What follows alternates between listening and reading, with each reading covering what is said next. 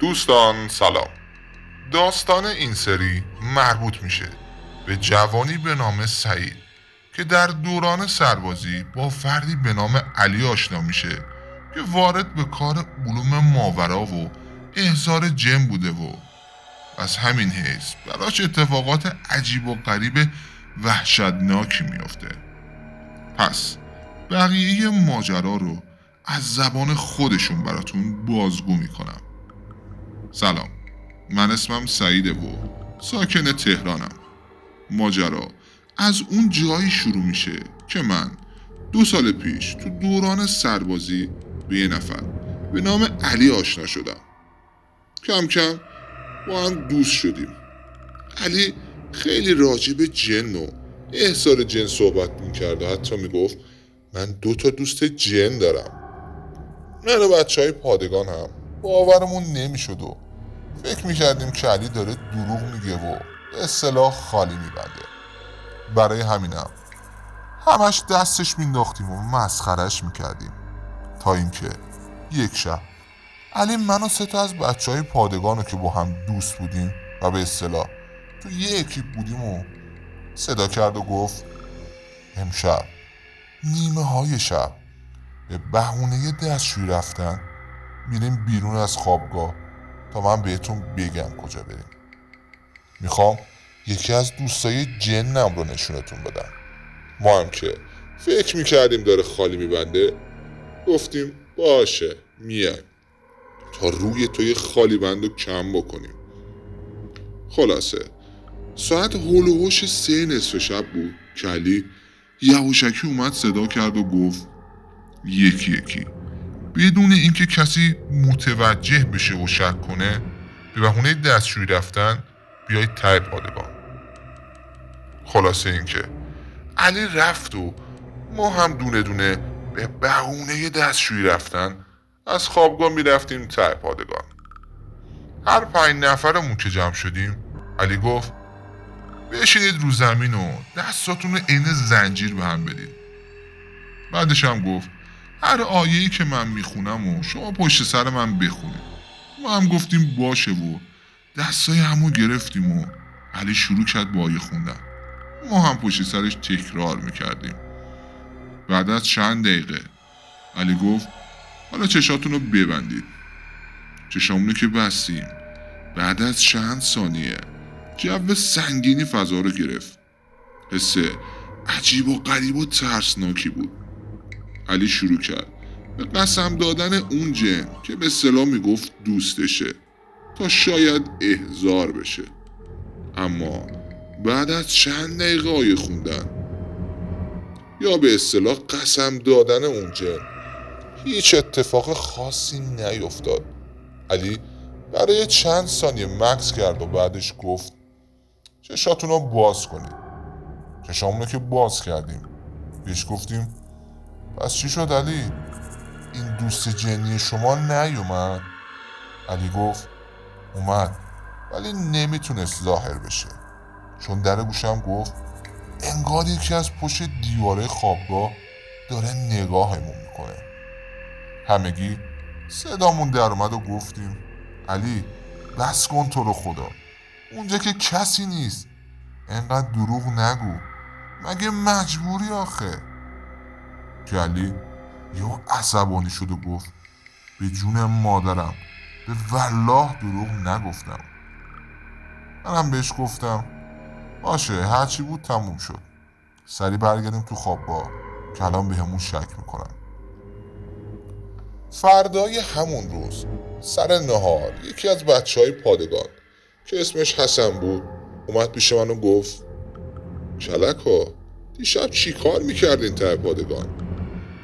منم فکر کردم حسن و علی فرستاده خالی بندی دیشبشو که میگفت جن بهش گفته چون یکی داره یواشکی ما رو نگاه میکنه من نمیتونم احضار بشم و ماسمالی کنه.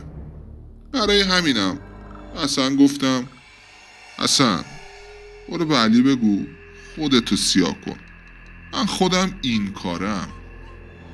حسن گفت چرا چرت و پرت میگی؟ علی کیه؟ منم بهش گفتم باشه تو راست میگی، حالا برو که خیلی کار دارم. بعد از نهار رفتم پیش بچه ها، بهشون گفتم علی حسن رو فرستاده بود تا یه جورایی قضیه دیشب رو ماسمالی کنه و منم زدم تو برجک حسن رو زایش کردم. اونم رفت. چند دقیقه بعد دیدم علی داره میاد سمتمون. سلام علیک کرد و شروع کرد به صحبت کردن، اما هیچ حرفی از حسن نزد. علی خیلی شاکی بود چون دیشب خیلی مسخرش کردیم. برای همینم به اون گفت امشب هم مثل دیشب دوباره صداتون میزنم تا بیاید ته پادگان. این دفعه دیگه نمیخوام احضار جن کنم، میخوام کار بزرگتری کنم که دهن همتون رو ببندم و بفهمید من دروغ نمیگم. ما هم دوباره خندیدیم و گفتیم علی قبوله، میایم، ولی این دفعه اگه نتونی لقب علی خالی بند میذاریم رو تو. گفت حله. دوباره ساعت نزدیکای 3 نصف شب بود که علی اومد و یهوشکی صدامون زد و گفت وقتشه. ما هم مثل دیشب به بهونه دستشویی رفتن یکی یکی از خوابگاه زدیم بیرون و رفتیم ته پادگان.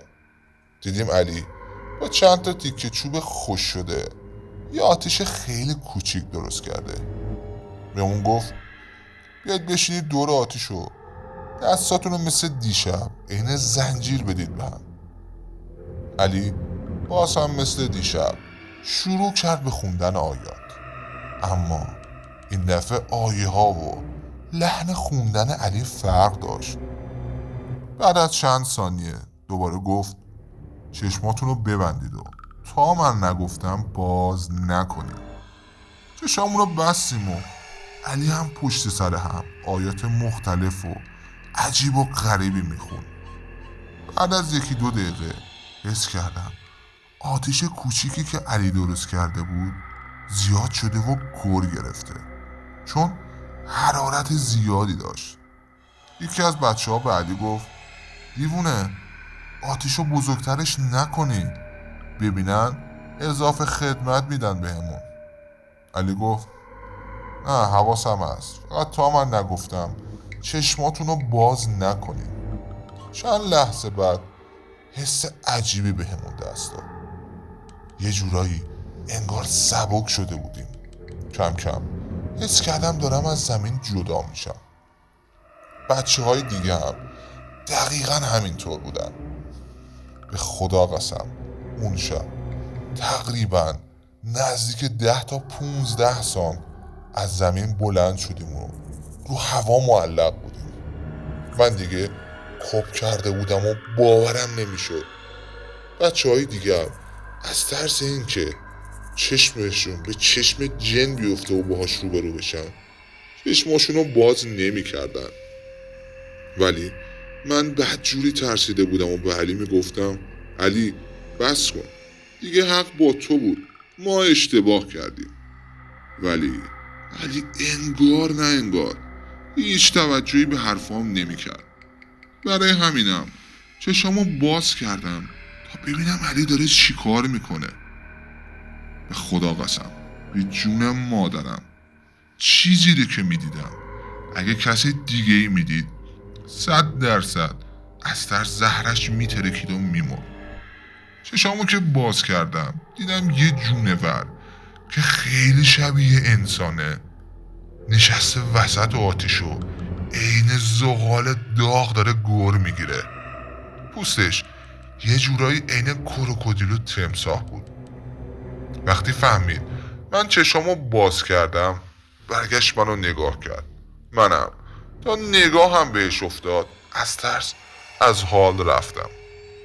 چهرش انقدر کریه و ترسناک بود که اصلا نمیشه توصیف کرد.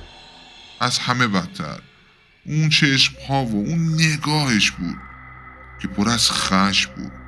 تو چشماش انگار آتیش گذاشته بودن. برای همین هم تا چشمم به چشمش افتاد داد بلندی زدم و از ترس برای چند ثانیه‌ای از هوش رفتم. بعد از داد من کل خوابگاه بیدار شدن و اومدن بیرون. فرمانده هم سری خودش رو رسون بهمون و گفت معلومه این موقع شب اینجا چه غلطی میکنی؟ علی هم که نمیخواست قضیه لو بره سری پرید وسط و گفت فرمانده ببخشید تقصیر من بود. بچه ها اومدن رفتن دستشویی. منم یهو از پشت دیوار پریدم و ترسوندمشون که یهو بنده خدا سعید ترسید و قش کرد. سر اون ماجرا علی 4 ماه اضافه خدمت خورد. علی بهمون گفت به هیچ عنوان راجب اون شب به کسی چیزی نگید، مخصوصا به بچه های پادگان. در غیر این صورت مسئولیتش با خودتونه، چون ممکنه اون جن بهتون آسیب بزنه. این ماجرا هم تا الان که دارم براتون تعریف میکنم مثل یک راز تو سینه من باقی مونده بود، ولی دیگه نمیتونستم به عنوان یک راز میشه خودم نگه داشتم و دوست داشتم این ماجرا رو برای کسی یا کسانی تعریف کنم تا بهشون بگم که علوم ماورا و دنیای جن واقعا وجود داره و شوخی بردار هم نیست. دوستان اگر از داستان خوشتون اومد خوشحال میشم که ویدیو رو لایک کنید و برای حمایت از ما کانال رو سابسکرایب کنید.